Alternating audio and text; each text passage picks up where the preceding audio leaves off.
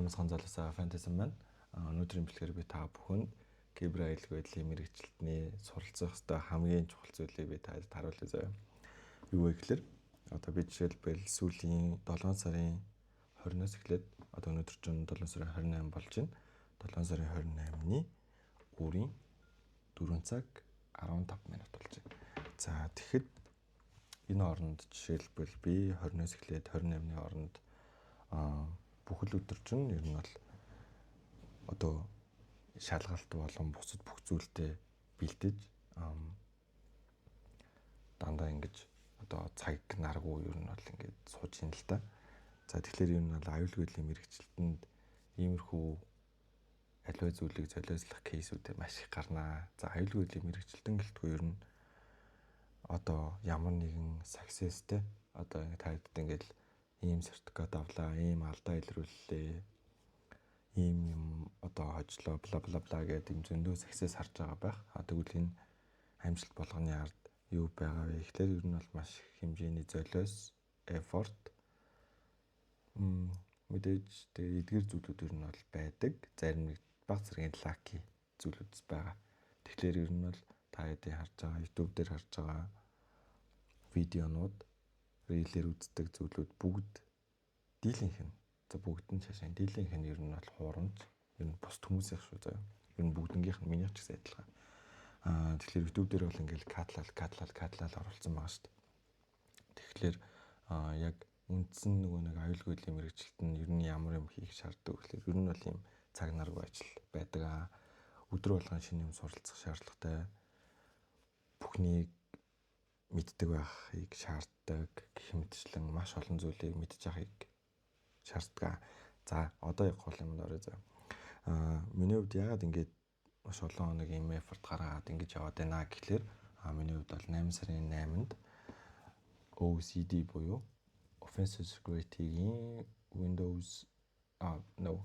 Offensive Security Exploit Development гэдэг нэртэй сертификатны шалгалтанд ер нь бол бэлдэж байгаа.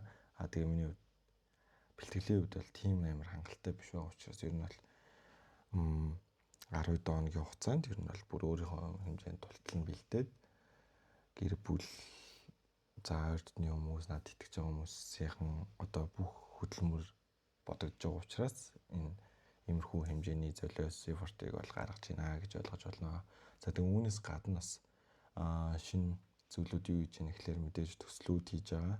Penetration test буюу энэ бол нэвтрүүлгийн шалгалтын төслүүд хийж байгаа. Мэдээж миний хувьд бол хамгийн best of the best хөлбраар нь бол хийхийг хичээдэг.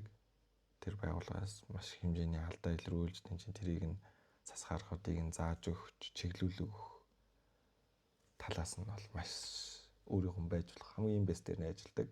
Тэгээд өөрийгөө мэдээ сайжруулах одоо сайжруулж тэр байгууллага туслах үүднээс өдөр болгон өөрийгөө ер нь бол хөгжүүлэх хичээдгээ.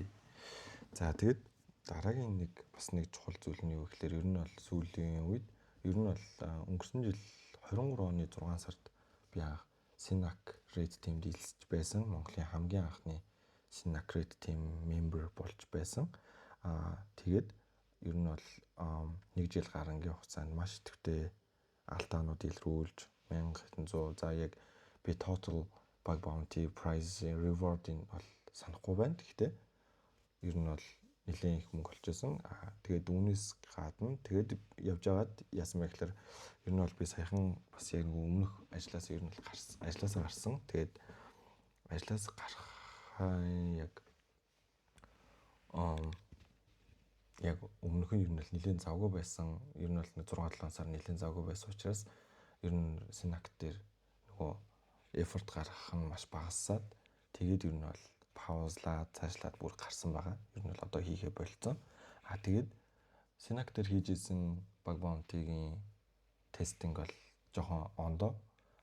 Тэгээд одоо яг юунаас эхэлж байгаа вэ гэхээр ер нь бол HackerOne, Bugcrowd гэдэг энэ хоёр bug bounty-гийн хамгийн том платформуд дээр яг public testing-ээс нь эхэлж байгаа. Тэгээд ирээдүйн зорилго бол private руу орох, pentest руу орох гэдэг ийм зорилготойгоор ер нь бол эхнээс нь юмудаа суралцаад бүр яг л ABCD гэдэгтэй адилхан бүх юм эхнээс нь хийж байна.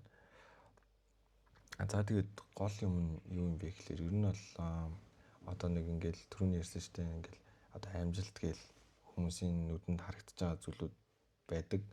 Тэгвэл тэрний чаар одоо ингээл хин нэг ингээл онтож байгаа үе те хин нэг ингээд залхуурж байгаа үе хин нэгэн өөр юм хийгээд өөр юм хөгжүүлээ явж байх үед хин нэг нь одоо за тоглоод нарийгаа зугаацаа явж байх үед ч юм уу те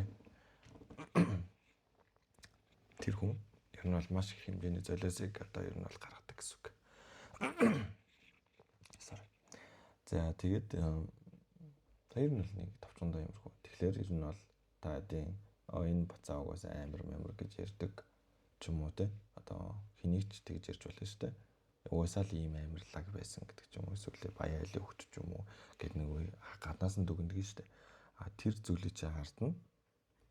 Маш их хэмжээний золиос effort гэдэг зүйл байдаг шүү гэдгийг хүм болгон мэдж аваасаа гэж хүсэж байна. Тэгээд ер нь бол миний хувьд бол яг шалгалтнаасаа 7 хоногийн өмнө иймэрхүү влогуудыг хийгэж ер нь бол төлөвлөжсэн боловч өнөөдрөөс ер нь бол хэлье гэж бодлоо.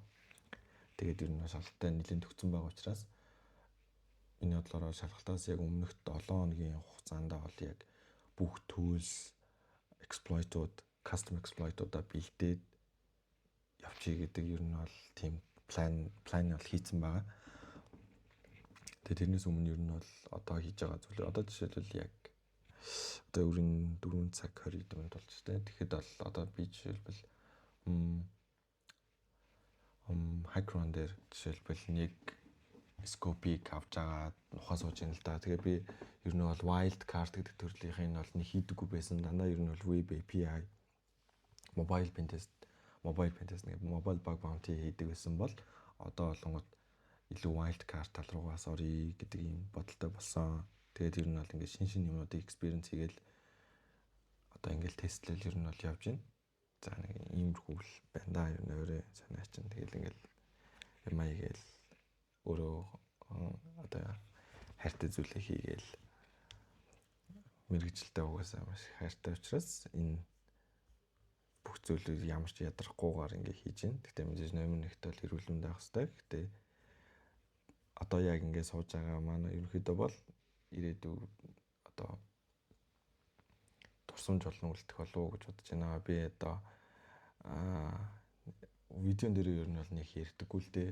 Гэхдээ certification гэдэг зүйлийг бол зарим хүмүүс бол хитрхи амар overrated хийдэг. Гэхдээ зарим бүр хэд underrated болгочдөг.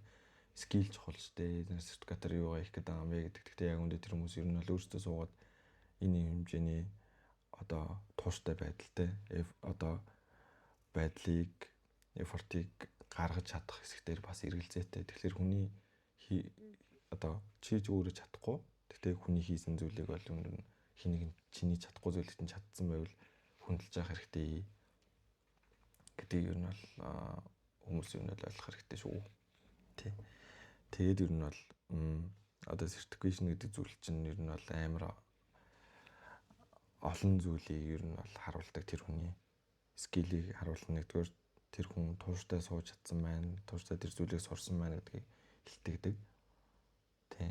Ер нь бол тийм. Тэгээд нэг түрүүн ярьчихсан нэг юм яриад тэгээд дуусгаа заяа.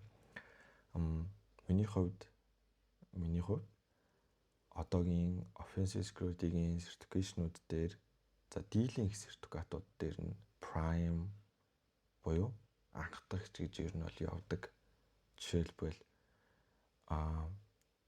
OSCP гэдэг сертификат байгаа. Offensive Security Experienced Penetration Tester гэдэг тэр байна.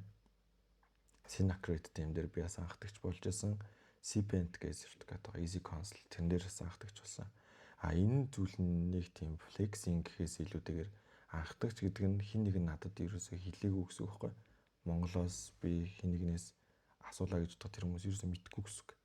Би тэгэхээр тэр хүмүүс мэдгүй байхад нь авсан гэдэг маань миний өөрийн үнцэн гэдэг зүйлийг ер нь бол илтгэж байгаа хаа гэж бодож байна. За үүнээс гадна мэдээж OSCP, OSW гэдэг сертификатнууд дээр Монгол улсад одоо 10 гаруй хүн байгаа авсан.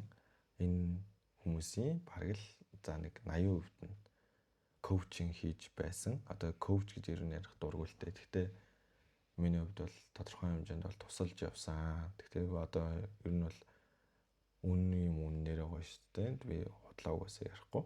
Энэ зөв таргууж байгаа шүү. Тэгээ коуч хийжсэн. Тийм тэрийг бол угаасаа хинч үүсгэж чадахгүй. OCP, OSW дээр. EP дээр хэрвээ хүн бэлтий гэвэл би ч гэсэн зааж тодорхой хэмжээнд чиглүүлэхэд бол асуудалгүй би олж чиглүүлж чаднаа гэж бол амлана. За тэгээд одоо дараагийн OCD-г нь хэрвээ авч чадвал OC3 гэдэг сертификэшнийг авсан Монголд анхны хүн болно. За энэ мөн бас замналын маань нэг хайлайт болж үлдэх зүйл байгаа гэж ойлгож байна. За тэгээ мэдээж үүнээс цаашаага газар өгөө бол биш. Миний хувьд бол цаашаа үргэлжлээд суралцаад баг волонтер руу ороод тэр үгээрээ дамжуулаад гадны компаниудад ажилд ороод тэнцэнэ экспириенс хоригдлуулаа Монголдо инженерүүдтэй юм заая гэсэн тийм бодолтой байна. Тэгэхээр одоо яг 2025 оны 7 сарын 28-нд хэлсэн. 5 жилийн дараа ч юм уу 10 жилийн дараа би яг энэ видео үзэхэд чи чадчихъя гэж хэлэх байхаа гэж би бол итгэж байна. За тэг дараагийн бичлэгээр болцгаая.